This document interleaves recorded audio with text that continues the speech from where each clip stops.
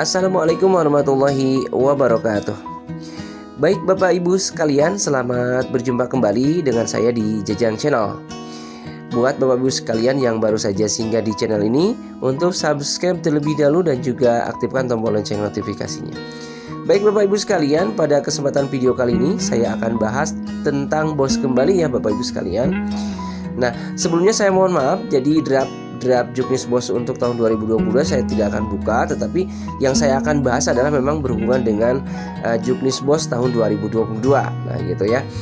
Nah, kenapa saya tidak bisa buka draftnya? Pertama nih, karena memang belum disahkan. Jadi saya takut salah aja menyampaikan gitu ya.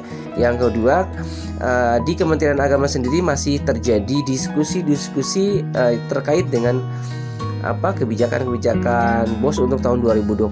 Jadi kalau misalkan saya sampaikan saat ini, jadi takut ada yang salah aja gitu ya. Karena memang belum final, maksudnya belum disahkan gitu ya. Terus masih terjadi diskusi-diskusi. Baik Bapak Ibu sekalian, saya akan sampaikan hal yang menggembirakan mengenai alokasi dana bos untuk tahun 2022 adalah pertama nih, sebagaimana yang disampaikan oleh Kementerian Agama di Madrasah Reform ya Bapak Ibu sekalian. Saya hanya merangkumnya saja.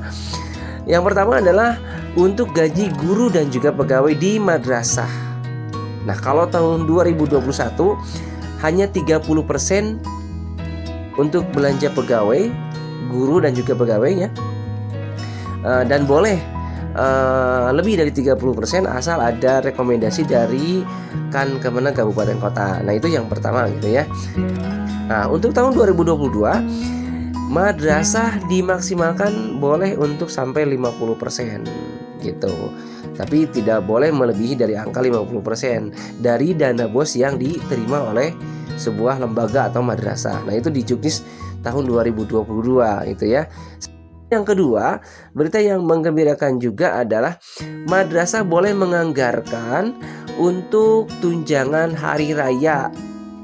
Nah, barangkali tunjangan hari raya ini untuk guru dan juga pegawai juga. Nah, untuk di tahun 2022 sebuah lembaga atau madrasah boleh mengalokasikan dana untuk dana THR jika dananya memungkinkan gitu ya. Jadi memang dilihat kembali dengan ketersediaan anggaran di madrasah itu sendiri.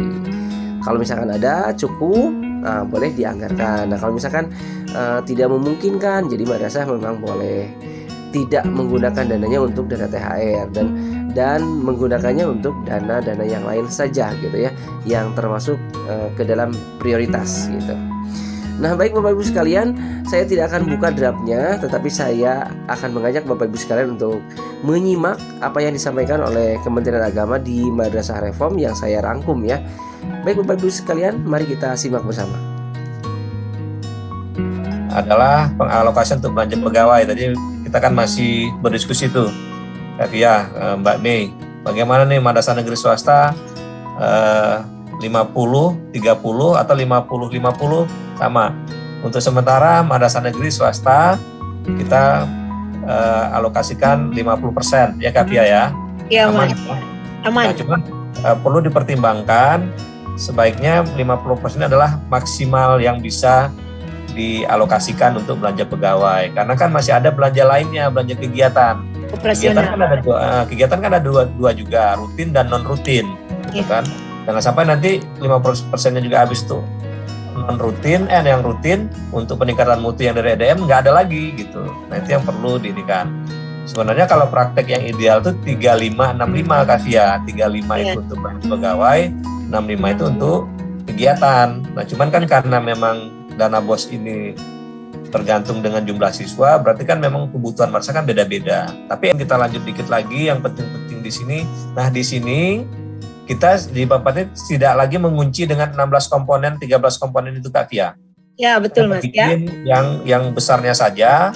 Yang penting di sini ada honor rutin yang tadi 50%. Kemudian yang saya bilang akan ada beberapa berita gembira untuk teman-teman. Kalau dananya cukup, bisa untuk mengalokasikan THR. Ya. THR ya. Ya, THR. Tapi perhitungkan juga ada di ketercukupan dana di madrasahnya. Makanya benar-benar harus kepala madrasahnya memimpin Kavia, memimpin skema pengalokasian itu gitu. Benar ya Mas. Di Ya. sini dibutuhkan manajerial Betul. seorang kepala madrasah nih Mas ya. Ya.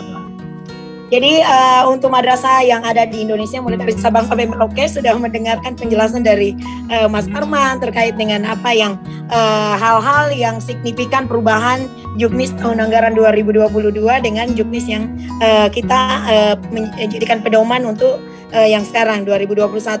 Jadi ada berita gembira terkait dengan THR nanti dibolehkan, dan yang paling mungkin merupakan berita gembira bagi madrasah bahwa yang Juknis tahun 2021 ini pembayaran honor itu hanya dibatasi hingga 30%, kecuali mendapatkan rekomendasi dari Kakan Kemenak setempat baru boleh menganggarkan lebih dari 30%. Nah, kalau untuk tahun depan dimaksimalkan hingga 50% pembayaran terkait honor dan 50% untuk personal.